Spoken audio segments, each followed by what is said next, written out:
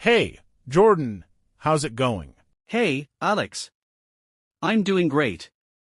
How about you? Pretty good, so I've been thinking about something lately: money management. Honestly, I feel like I never really learned much about handling finances like budgeting or saving. Basic financial literacy stuff. How about you? Oh, I hear you. It's kind of surprising that we don't get more of that in school, right? I mean, we learn about algebra and history, but no one teaches us how to manage our money. Exactly. I feel like once we graduate and start working, it's like boom, you're expected to know everything about taxes, credit cards, and budgeting. And it can be overwhelming. Yeah, for sure. I was the same way. But the good news is, it's never too late to start learning. It just takes small steps.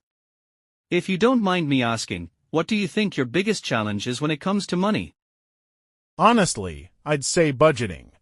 I mean, I get paid and I pay my bills, but the rest just kind of disappears. And at the end of the month, I'm always like, where did all my money go? How do you keep track of it all? That's super common. I used to have that same problem. The trick is to create a simple budget that works for you. Have you ever tried the 50-30-20 rule? 50/30ths, 20, what's that? It's a basic way to divide your income. So, you take 50% of your income for needs, things like rent, utilities, groceries. Then, 30% goes to wants, dining out, entertainment, hobbies. And the remaining 20% goes towards savings or paying down debt. Oh, I like that. It sounds simple enough to follow. Exactly. It really helps to break things down like that. Once you start seeing where your money is going, you can make smarter decisions. I also like to use apps like Mint or YNAB. You need a budget. They track your spending automatically and give you a good overview of your finances. I've heard of those, but I've never really used one. Do they actually help? Totally. They give you a clear picture of your spending habits and help you stay within your budget.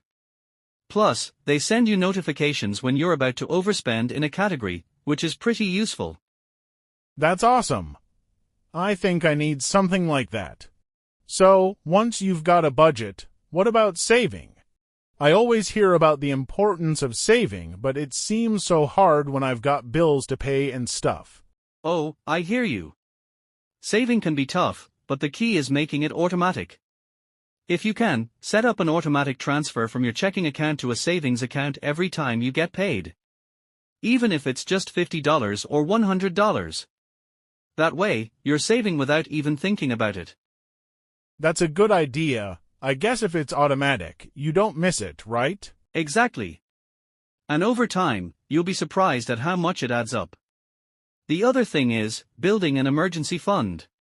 It's like your safety net, so you don't have to rely on credit cards if something unexpected happens. Oh, right. I've heard experts say to save 3 to 6 months worth of living expenses. That's a lot though, isn't it? Yeah, it can feel overwhelming. But you don't have to hit that goal overnight. Start with small, manageable amounts. Even if you aim for $500 or $1,000 to start, that's a good cushion. It'll give you peace of mind knowing you have something to fall back on. I guess that makes sense. So, what about credit cards? I'm always hearing people say don't carry a balance, but it's hard when things get tight. Credit cards can be tricky. The most important thing is to avoid carrying a balance from month to month because of interest. It can really pile up. If you can, pay off your full balance each month, or at least try to pay more than the minimum.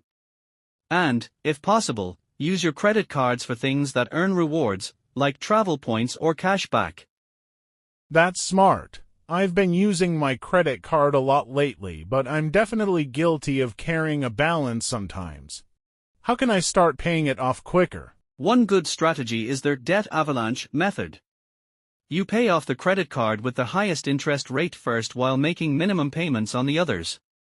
Once the high-interest debt is gone, you move on to the next one. It saves you more money in the long run because you're not paying as much in interest. That sounds like it could work. I've also heard people mention investing, but I don't even know where to start with that. Investing. That's definitely a big step, but don't worry, it's not as complicated as it seems. The easiest way to start is with retirement accounts like a 401k or IRA. If your employer offers a 401k match, that's free money, so definitely take advantage of that. I've got a 401k at work, but I've never really looked into it much. Should I be putting more in there? It's a good idea to contribute at least enough to get the full match if possible. Beyond that, it really depends on your long-term goals. If you can afford it, consider putting money in an IRA or other investment accounts for extra savings. The earlier you start, the more time your money has to grow.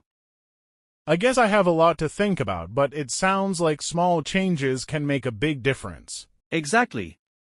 It's all about starting with the basics, budgeting, saving, and managing debt, and then working your way up from there. You don't have to do it all at once.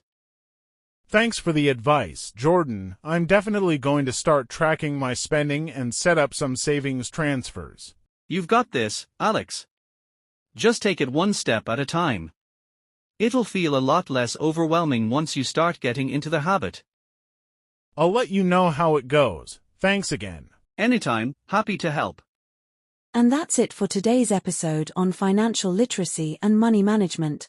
Thanks for listening, and remember, managing your money doesn't have to be complicated.